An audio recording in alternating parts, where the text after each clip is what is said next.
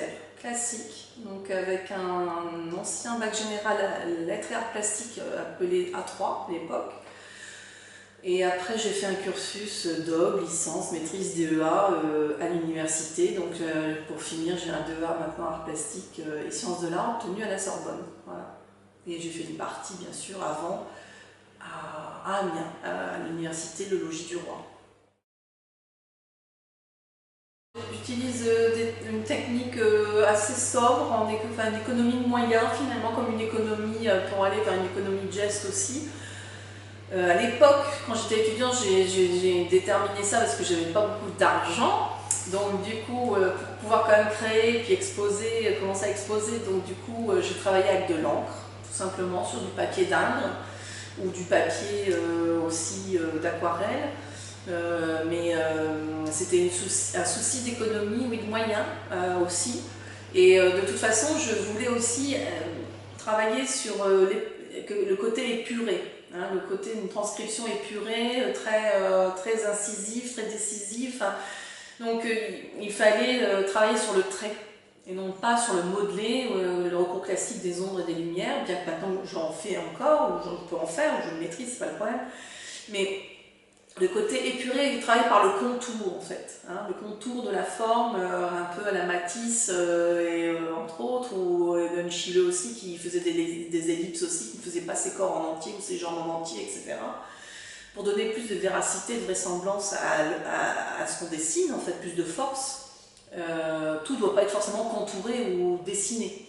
Paradoxalement, le fait des fois d'avoir juste la moitié d'un corps de cheval comme si il allait sortir comme ça de la feuille, ça a plus de présence, paradoxalement, que si je le faisais en entier.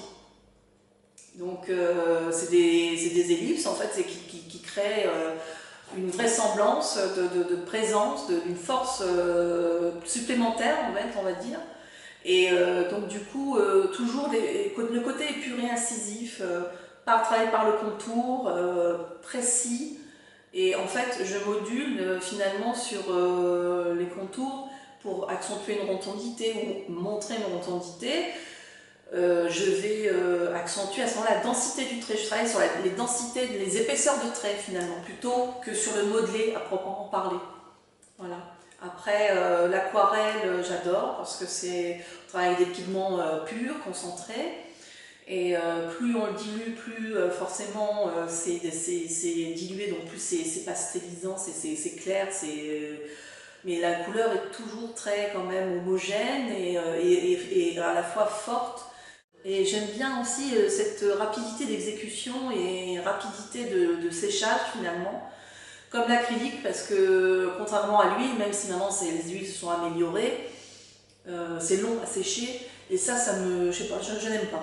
Je préfère avoir saisi l'instant et en même temps justement que la technique utilisée, le matériau utilisé le saisisse aussi. Et que ce soit terminé, figé et on n'en parle plus.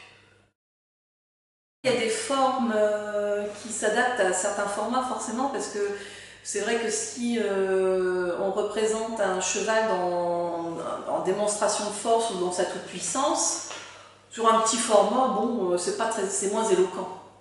Donc forcément, quand je fais des plus grands formats, c'est pour aussi que ce soit la force que j'essaie de transcrire de cet animal ou dans la posture que je représente de l'animal dit.